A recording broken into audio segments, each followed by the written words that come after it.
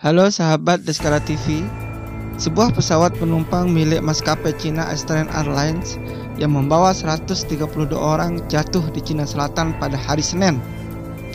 Media pemerintah Cina melaporkan jatuhnya pesawat menyebabkan kebakaran di sebuah gunung. Jumlah korban jiwa saat ini belum diketahui.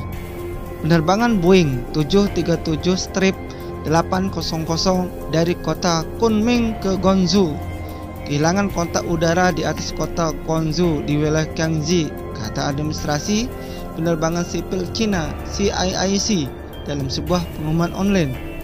Saat ini telah dikonfirmasi bahwa penerbangan ini jatuh, kata CIIC.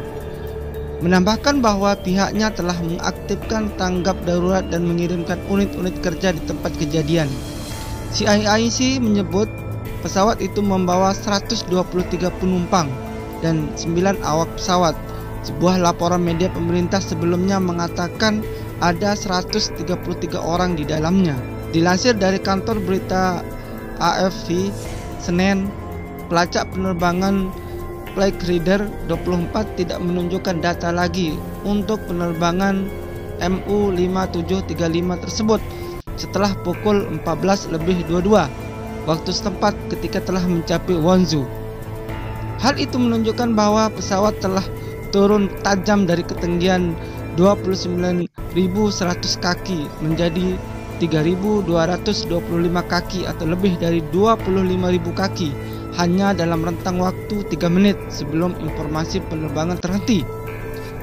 Media pemerintah Cina CCTV melaporkan bahwa pesawat itu jatuh di daerah Teng dekat Guangzhou dan menyebabkan kebakaran gunung. Seorang penduduk desa mengatakan bahwa situs berita lokal bahwa pesawat yang terlibat dalam kecelakaan itu benar-benar hancur. Dia mengaku melihat kawasan hutan di dekatnya hangus akibat kebakaran yang timbul ketika pesawat itu jatuh ke lereng gunung. Belum ada tanggapan langsung dari Cina Eastern saat hubungi AFP.